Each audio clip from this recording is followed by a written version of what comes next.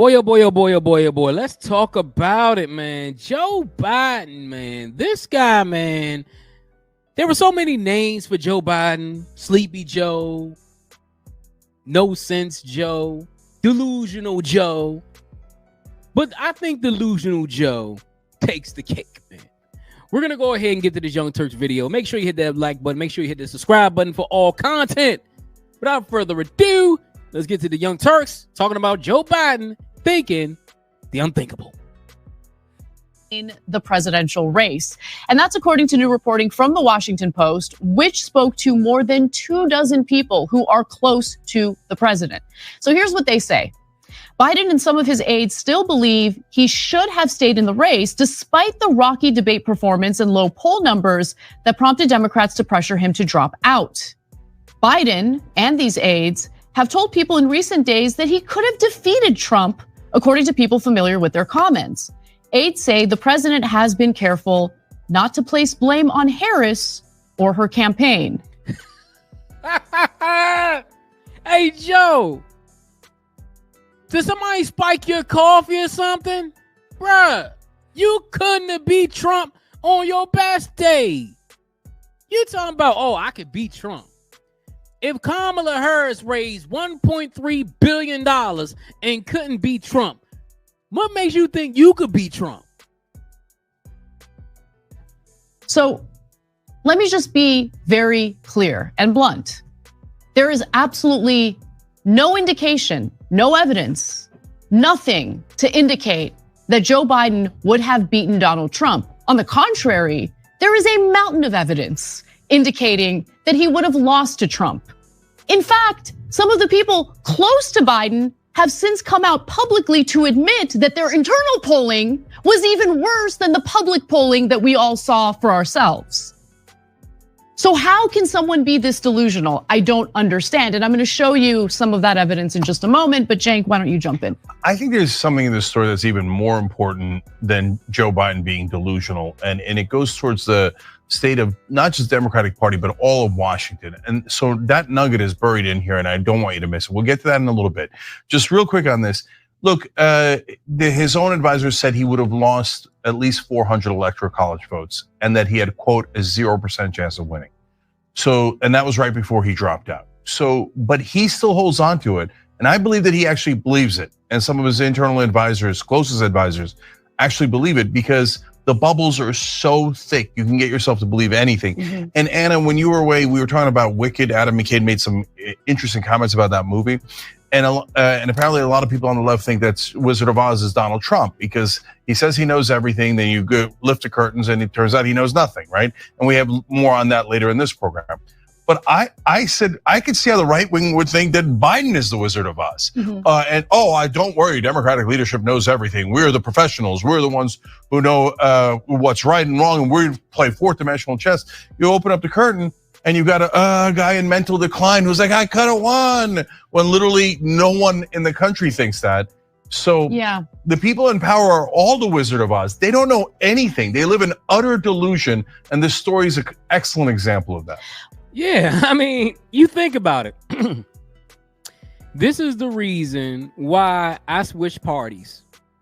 Because for so long, the Democratic Party was the party of, oh, we're the best. Oh, we have your best interest at heart. In 2020, I drank the Kool-Aid. I voted for Joe Biden, even though in the back of my mind, even back in 2020, I was thinking, this man is old as hell. He's going to be 80, 82, 83, one of those years when he leaves office. Can this man really run the country?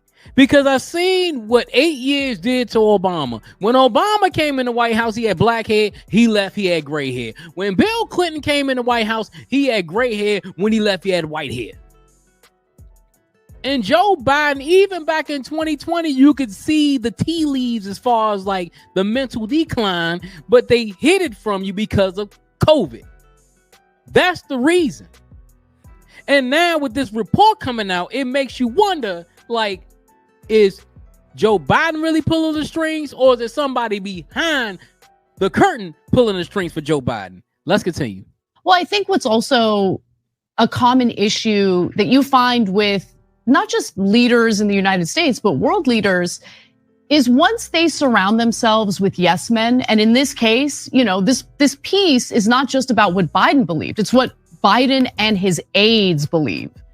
I mean, it's hard to imagine that people who don't have cognitive decline like Biden would delude themselves into thinking that he had a shot in beating Donald Trump in the election. But his aides allegedly are saying, yeah, he could have totally beat Trump. Like, he shouldn't have dropped out of the race. That is the regret. I mean, imagine at this point in the game, not confessing, not taking some ownership of the terrible decision to run for a second term, or the terrible decision to stay in the race for as long as Biden did. No, there's no humility here. There's no self-reflection. It's just doubling down on the exact thing that Biden did wrong. It's amazing. But I think it's because he has people surrounding him that were nodding their heads and saying, yeah, totally, you're doing great. You could have beaten Trump. Yeah, that's the thing.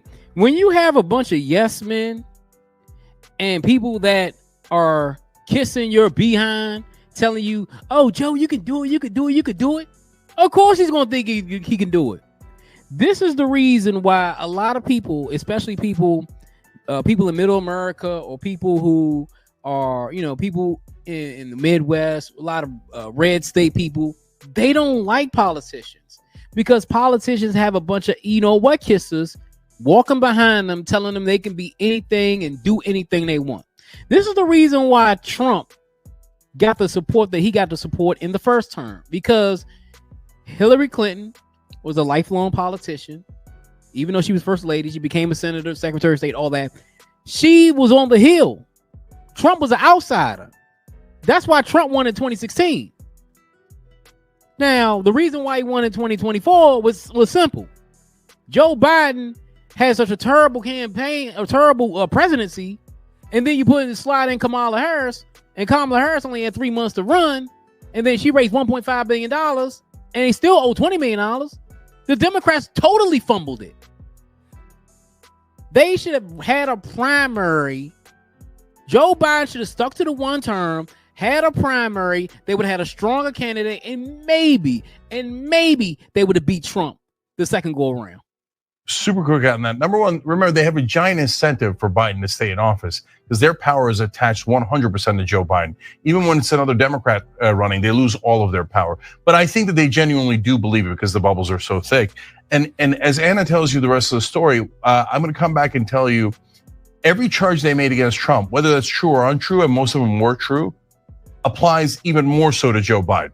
And this story, again, proves that. So let's talk a little bit about the evidence indicating that Biden really had no shot. Okay, so polls predicted that he was going to lose and that he was going to lose badly. And in fact, you're looking at some evidence of that right now. So the New York Times poll on the day he dropped out had Biden losing by 3 points nationally and getting wrecked in the battleground states as well.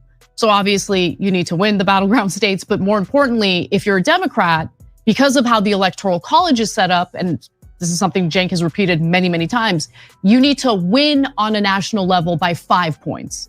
So to see Biden losing by 3 points nationally, not a good sign, a clear indication he was going to lose. And real quick, Anna, those polls were off. Remember, they had Kamala Harris winning, and she lost the popular vote. Exactly. So he wasn't really down 3, he was down more even than that. More than that, exactly. These polls tended to overestimate the performance of the Democrat and underestimate the performance of Donald Trump. So some polls were actually even worse than that. So let's take a look at this. So a New York Times Siena College poll found Trump was ahead of Biden by 6 percentage points among likely voters and 8 points ahead among registered voters. Look at that. Likely voters, Trump was ahead by 6 points. The margin of error, I think, is probably three points or something like that. So even if the margin of error was 3 points, Trump would have still beat him with likely voters, and with registered voters, Trump was ahead by 8 points. So I want to know who in the HELL told Joe Biden that he can win. Was it his wife? Was it his staff? Because it wasn't Kamala. You know what I'm saying? Like, this right here is, I mean, I'm gonna tell you what it is. Joe Biden is giving the Democrats the middle finger. That's all it is. He's giving y'all the middle finger. Y'all forced him out. Joe Biden is coming out saying, I could have won. See, look what happened. Y'all forced me out. Y'all put that broad Kamala in there, and look how she lost. I could have won. Joe Biden, this is just nothing but a middle finger to the Democrats, honestly. So some of Biden's closest allies acknowledge now that he was not the best candidate to run against Donald Trump for the 2024 presidential race, but that's just because his style of governing did not always mesh with today's politics. Things are a little bit different, like stylistically these days. Like that's what they're thinking.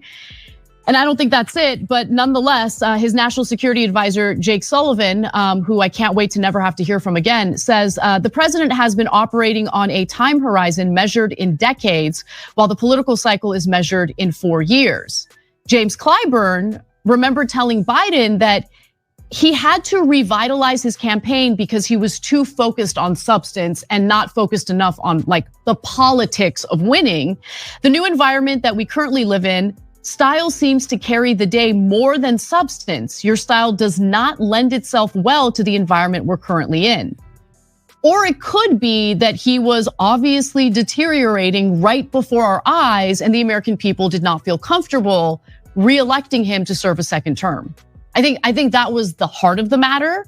And then you can also get into the substance of Democrats promising a whole host of policies that they never deliver on. And there's a lot of frustration and a lot of resentment toward Democrats because of that.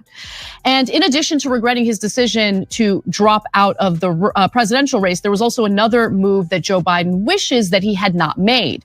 In private, Biden has said he should have picked someone other than Merrick Garland as Attorney General, complaining about the Justice Department's slowness under Garland in prosecuting Trump and its aggressiveness in prosecuting Biden's son Hunter, according to people familiar with his comments. Whoa,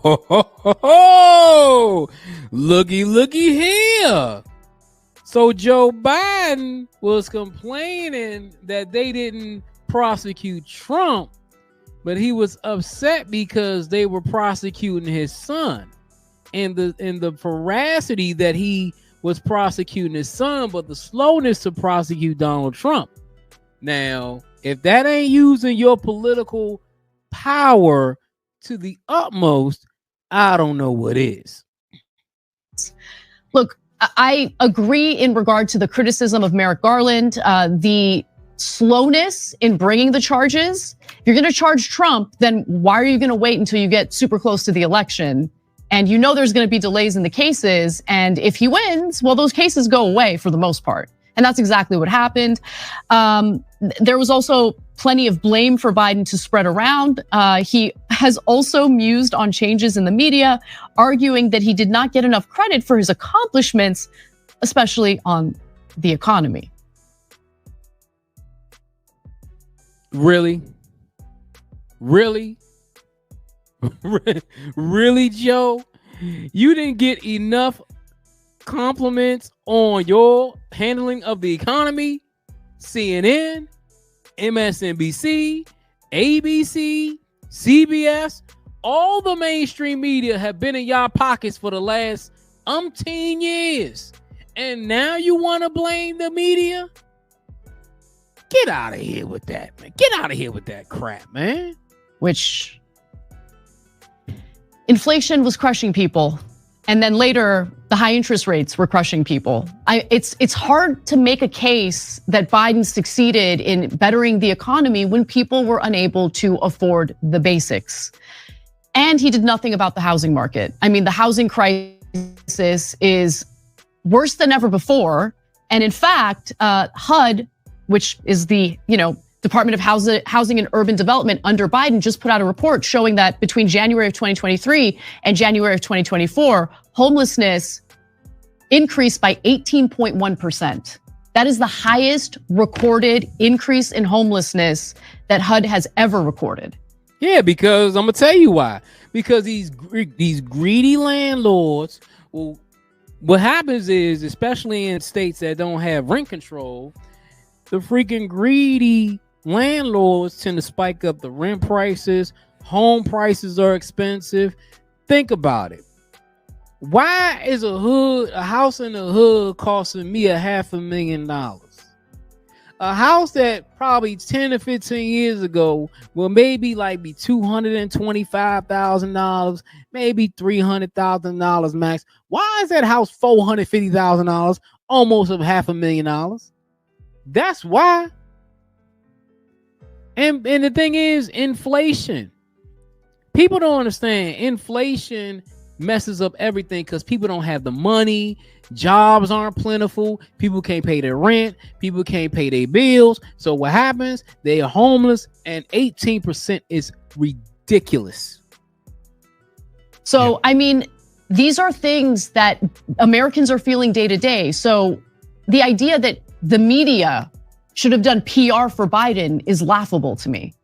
Yeah, to be fair, that's what he's experienced his whole life. So he thought, well, I don't have to put out my own message. I'll just get the media to do propaganda for me, as they have for the last 50 years. Call me the boy from Scranton, say I'm such a average Joe, and every time I screw up, just pretend it was a stutter. Never investigate me, knowing that now we know for sure that he had mental decline from day one, according to his own staffers. We're going to talk about this a little bit later, but one of the reporters said on CBS over the weekend, it was our biggest failing that we didn't look into Joe Biden's mental status. And yeah, and that's like considered controversial in mainstream media. No, it was an enormous failure of the media. They were actually super kind and deferential to Joe Biden, but Joe Biden thought not enough. That's such a good point. Yeah, I mean, honestly, man, the whole mental decline thing is just laughable, because at the end of the day, we all knew Joe Biden was mentally not there. I knew it a long time ago. A lot of people wanted to criticize me and say this and say that, but I knew it. I have family members who passed away from dementia and mental decline. So I know when I see mental decline. And Joe Biden, I mean, the job of the president is difficult. I'm just being honest. But hey, Sleepy Joe, you got what you want. You got your 10 seconds of fame before you get out of the presidency. It is what it is. It's your boy Jay here with another video.